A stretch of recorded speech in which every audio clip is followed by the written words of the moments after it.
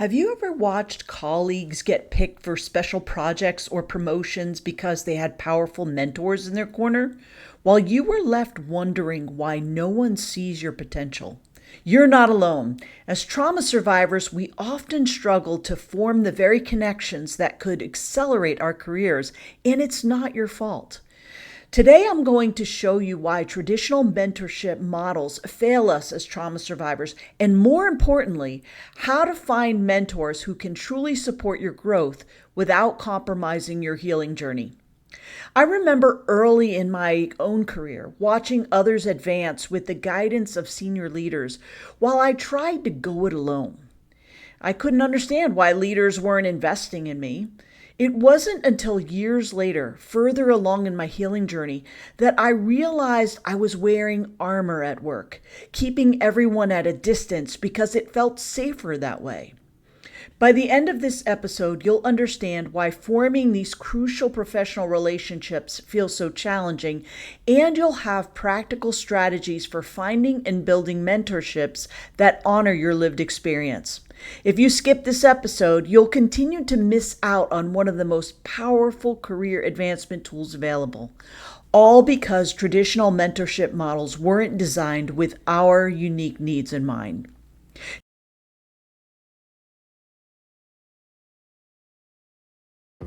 Did you know that trauma impacts how we navigate our careers, but most career advice ignores this reality? Imagine feeling confident and safe at work while honoring your healing journey. Welcome to your Trauma-Wise Career Guide, the podcast that reimagines career development for trauma survivors. I'm your host, Cindy Bennett, a trauma survivor turned trauma-informed career coach and founder of the Resilient Career Academy. If you're navigating your career while honoring your healing journey, you are in the right place.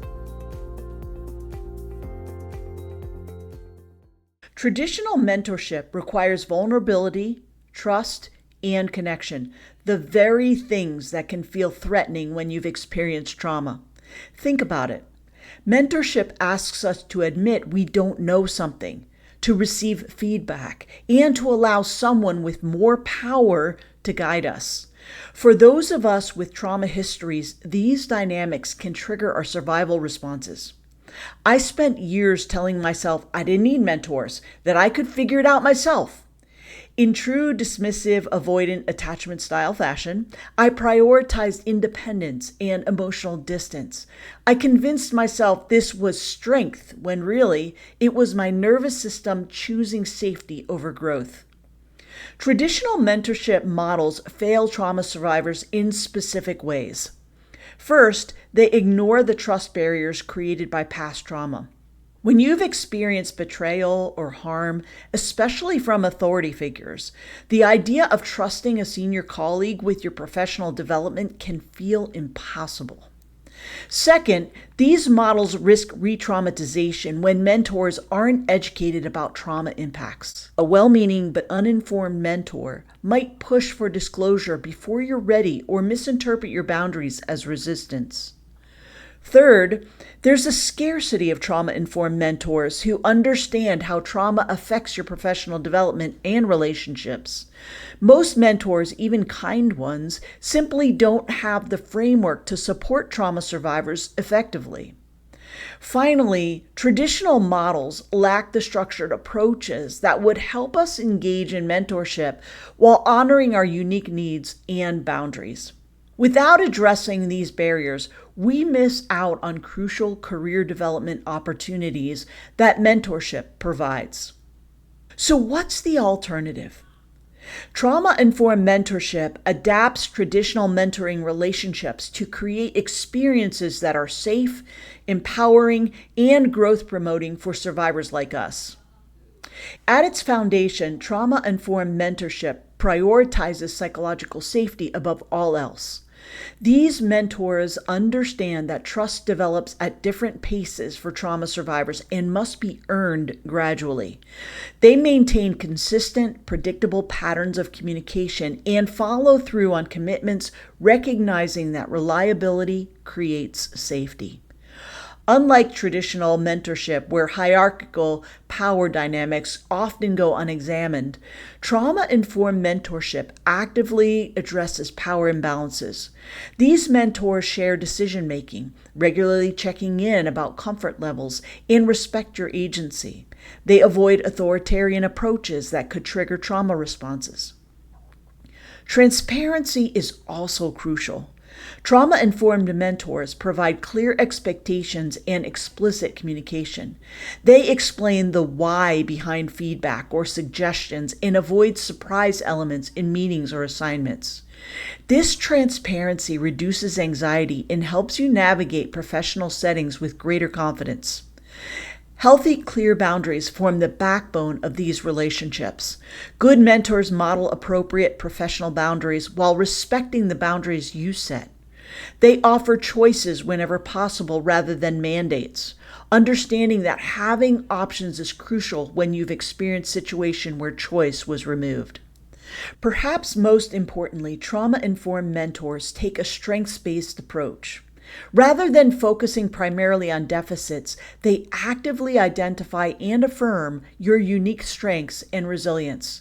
They recognize that your healing journey has given you valuable skills such as adaptability, emotional intelligence, and perseverance that are genuine professional assets. The essence of trauma-informed mentorship isn't about treating you as fragile, but rather creating relationships that honor your experiences, respect your boundaries, and create the conditions where genuine growth and empowerment can occur.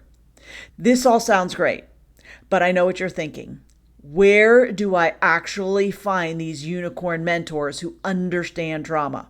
And more importantly, how do I take this step when the very idea of seeking mentorship feels overwhelming?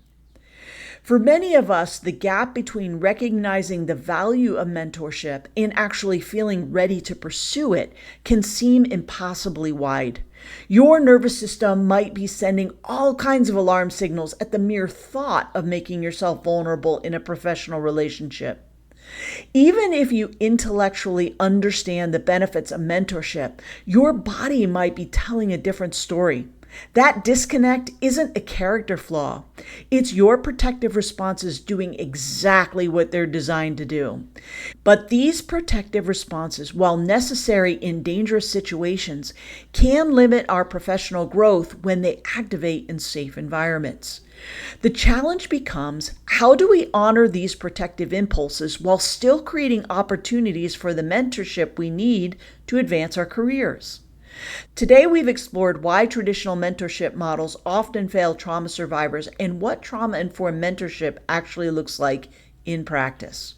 You now understand that your difficulties with mentorship aren't personal failings, but natural responses to systems that weren't designed with your experiences in mind.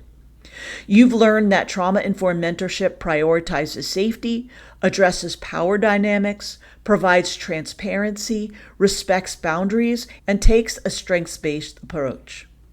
This knowledge gives you a framework to evaluate potential mentors and advocate for what you need in these relationships.